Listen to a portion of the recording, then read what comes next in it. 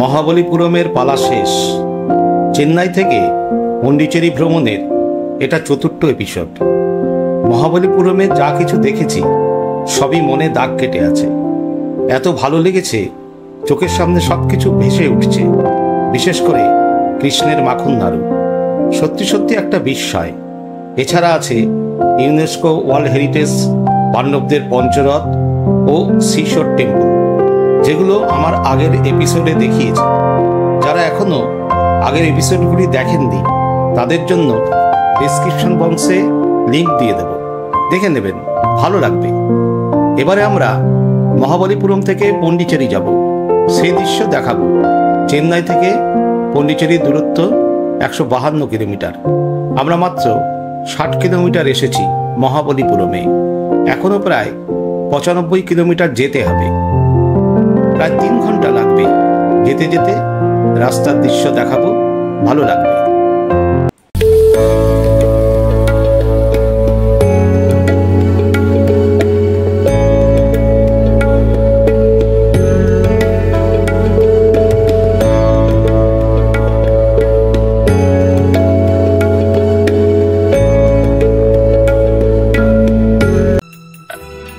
মহাবলীপুরম থেকে আমাদের গাড়ি ছেড়েছে।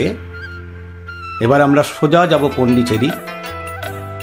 তবে অনেকটাই সময় লাগবে, 3 ঘন্টা 3.5 ঘন্টা সময় লাগবে পন্ডিচেরি পৌঁছতে। মনে হয় সন্ধে হয়ে যাবে। ড্রাইভার তাই বলছে যে পৌঁছতে পৌঁছতে সন্ধে হয়ে যাবে। তবে রাস্তার মাঝখানে আমরা একটু দাঁড়াবো, মানে খিদে পেয়ে গেছে আসলে। একটু খেয়ে না নিলে আর ভালো লাগছে না, তাই এক জায়গায় দাঁড়িয়ে একটু খেয়ে নেব, তারপর সোজা চলে যাব পন্ডিচেরি। আর কোথাও দাঁড়াবো না। জীবন প্রসব করে চলাই জীবন, জীবন প্রসব করে চলাই জীবন, শুধু যোগের খেলাই জীবন, অন্তবিহীন পথ চলাই জীবন, শুধু জীবনের কথা বলাই জীবন, অন্তবিহীন পথ চলাই জীবন, শুধু জীবনের কথা বলাই জীবন।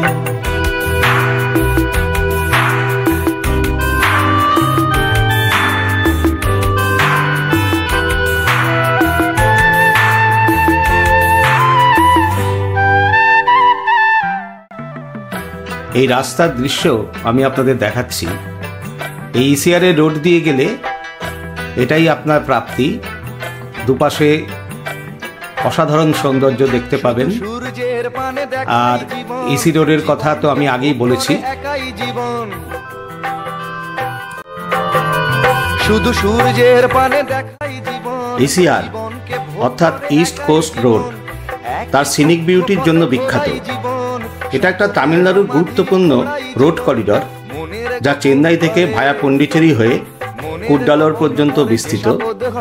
বঙ্গোপসাগরের কোস্টাল এরিয়াকে কেন্দ্র করে ছোট ছোট গ্রামগুলির সাথে, যেগুলি বিশেষত মাছ ধরার কেন্দ্রস্থল, তাদের উন্নয়নের জন্য এবং যোগাযোগ ব্যবস্থার উন্নতির জন্য 1998 সালে এটি তৈরি হয়েছিল। বর্তমানে এটি চেন্নাই থেকে কন্যাকুমারী পর্যন্ত প্রসারিত। এর দৈর্ঘ্য প্রায় 777 কিলোমিটার।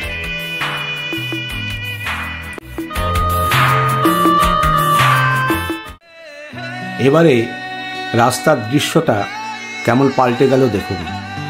মাঝখান দিয়ে রাস্তা, আর দুদিকে অসংখ্য গাছ, সবুজে সবুজ, দারুণ দেখতে লাগছে। এই রাস্তাটা সত্যি খুব ভালো লাগছে। আর রাস্তায় গাড়ি খুব কম, যার ফলে আমরা যাচ্ছি বেশ সুন্দরভাবে। আর রাস্তার কথা কি বলবো, একদম মাখন চকচকে, কোথাও ভাঙাচোরা নেই, মসৃণ রাস্তা। এই রাস্তায় গাড়ি চালিয়ে সত্যি আরাম।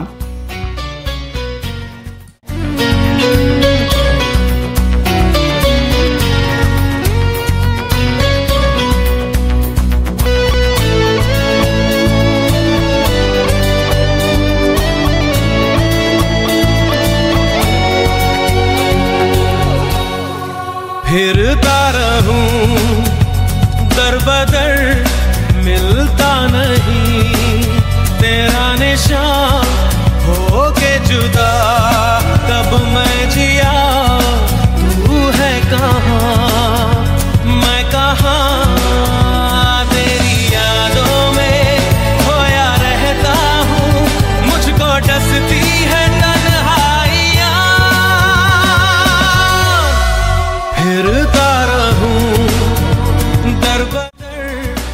আমরা এখন পন্ডিচেরি শহরের মধ্যে ঢুকে পড়েছি।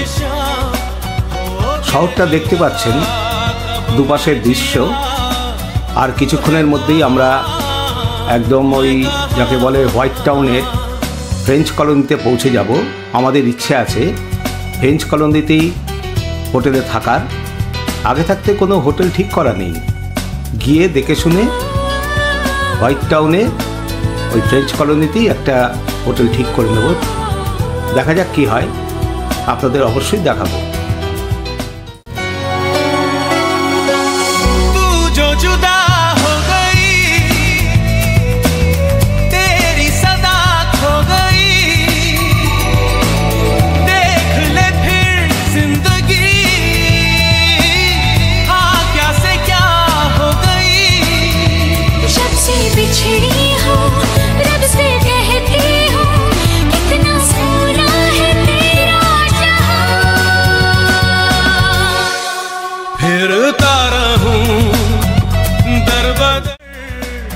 আমরা এখন পৌঁছে গিয়েছি একদম পন্ডিচেরি শহরের মধ্যে। এখান থেকে আর 10-15 মিনিটের মধ্যেই আমরা হোয়াইট টাউনে গিয়ে পৌঁছবো এবং হোয়াইট টাউনে ফ্রেঞ্চ কলোনিতেই কোনো হোটেল রুম আমরা দেখে শুনে নেব।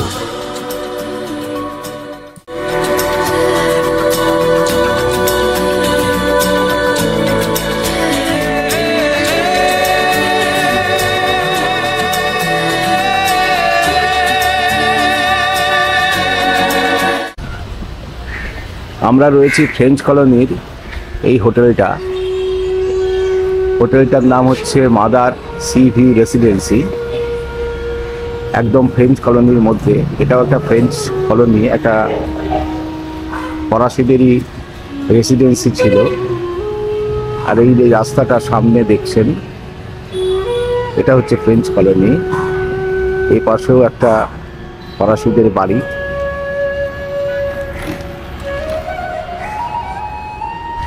আমরা রয়েছি একদম বিচের সামনে। এই যে সামনে যে রাস্তাটা দেখতে পাচ্ছেন, এই সামনে রাস্তার পেছনেই হচ্ছে বে অফ বেঙ্গল, বঙ্গোপসাগর।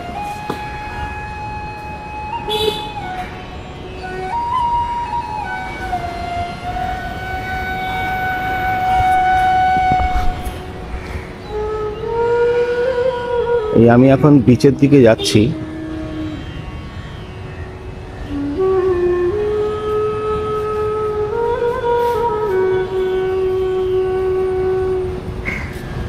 এই আমাদের হোটেল থেকে বেরিয়ে এই বিচের রাস্তা।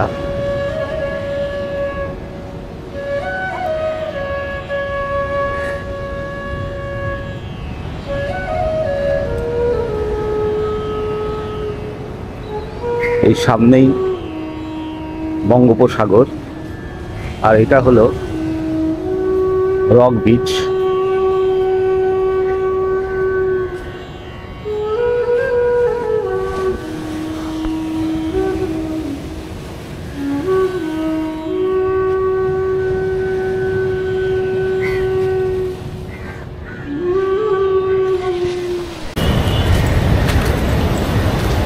এই রক বিচের আশেপাশে প্রচুর হোটেল রয়েছে, এগুলোর দাম একটু বেশি।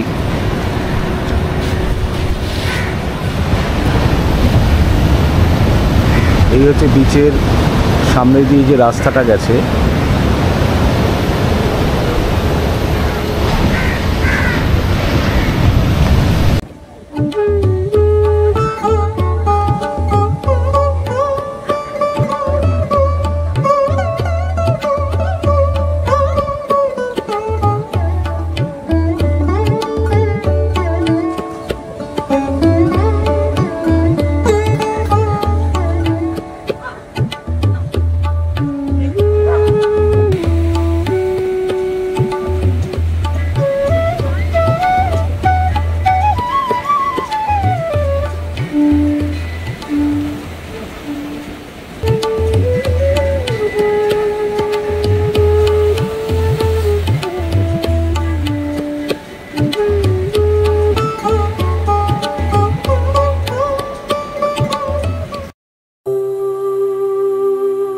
এখন আমরা ফ্রেঞ্চ কলোনির রাস্তা দিয়ে হাঁটছি। এই সামনে গৌতমদা যাচ্ছে। ফ্রেঞ্চ কলোনির বাড়িগুলোর বৈশিষ্ট্য হলো বেশিরভাগ বাড়ির রঙই হলদে রঙের, কিছু কিছু সাদাও আছে। সাদার হলদে এই ধরনের কালারগুলোই বেশি। আর বাড়িগুলো দেখলে মনে হয় সদ্য রং করা হয়েছে, পরিষ্কার পরিচ্ছন্ন। রাস্তা দেখছেন কীরকম পরিষ্কার পরিচ্ছন্ন। আর বাড়িগুলো পুরনো হলেও রংচং করে এত সুন্দর করে মেনটেন করা হয়েছে যে দেখতে অবশ্যই ভালো লাগছে। এই সামনে একটা বাড়ি রয়েছে, দেখুন তার বাড়ির গায়ে কি সুন্দর কারুকার্য দেখতে পাচ্ছেন। আমরা আর একটু এগিয়ে যাব। আসলে আমরা বেরিয়েছি রাতের ডিনার করতে। তো দেখা যাক, ফ্রেঞ্চ কলোনিতেই করব, একটা ভালো রেস্টুরেন্টে গিয়ে ডিনার করব। এই ম্যাডাম সান্থেস রেস্টুরেন্ট আমরা পেয়েছি, আমরা এখানেই যাব। এই সিঁড়ি দিয়ে উঠতে হবে,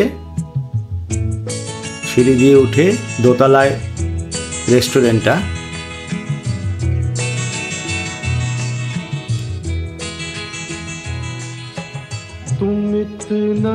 রেস্টুরেন্টটা বিশেষত্ব হচ্ছে সম্পূর্ণ বাঁশের তৈরি এই রেস্টুরেন্টটা, এবং দেখুন কি সুন্দরভাবে সাজানো গোছানো, পুরো বাঁশ দিয়ে তৈরি। মানে এত সুন্দর লাগছে ভেতরটা। তবে লোকজন বিশেষ নেই, হয়তো উইকডে বলে, কিন্তু সত্যি জায়গাটা আপনার মন কেড়ে নেবে। জায়গাটা আপনার অবশ্যই পছন্দ হবে। খাবার দাবার কিরম হবে সেটা পরে বলছি। একটা আমরা এখন যে রেস্টুরেন্টটায় খেতে এসেছি সেই রেস্টুরেন্টটার ছবি দেখাচ্ছি। করে সাজিয়ে গুছিয়ে রাখা হয়েছে রেস্টুরেন্টটা। এই ফ্রেঞ্চ কলোনির মধ্যে এত সুন্দর একটা রেস্টুরেন্ট পাবো সেটা ভাবতে পারিনি। গৌতম দত্ত ভীষণ পছন্দ হয়েছে। আমরা ছবি তুলেই অনেকটা সময় কাটিয়ে দিয়েছি। এটা ফ্রেঞ্চ কলোনির মধ্যেই রেস্টুরেন্টটা। রেস্টুরেন্টটা দোতলায় রেস্টুরেন্টটা, দেখে খুব পছন্দ হয়েছে। হ্যাঁ, গৌতম দা তো জানেনি, গৌতম দা হচ্ছে ভেজিটেরিয়ান, শুধু বললে ভুল হবে, একদম কনফার্ম ভেগান। আমরা তাই রাতের খাবার নিলাম ফ্রাইড রাইস আর ভেজ মাঞ্চুরিয়ান। খাবারও খুব উৎকৃষ্ট মানের এবং খাবার খেয়ে সত্যি খুব ভালো লেগেছিল। প্রথম দিকে ভাবিনি যে এত ভালো খাবার এখানে পাবো, তবে খাবারটা সত্যিই ভালো। আর রেস্টুরেন্টটা খুবই পরিষ্কার পরিচ্ছন্ন এবং সাজানো গোছানো, আপনার অবশ্যই ভালো লাগবে।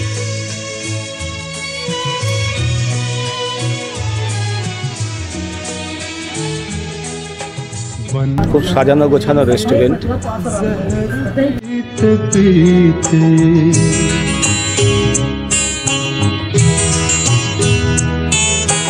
बन जाएंगे जहर पीते पीते ये आश्क जो पीते जा रहे हो, ये आश्क जो पीते जा रहे हो।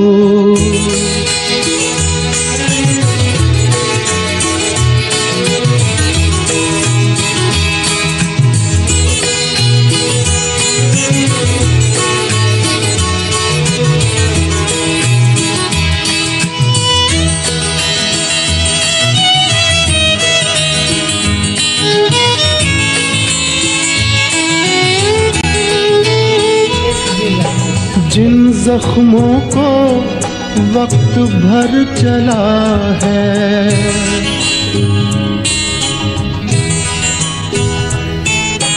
जिन जख्मों को वक्त भर चला है, तुम क्यों उन्हें छेड़े जा रहे हो।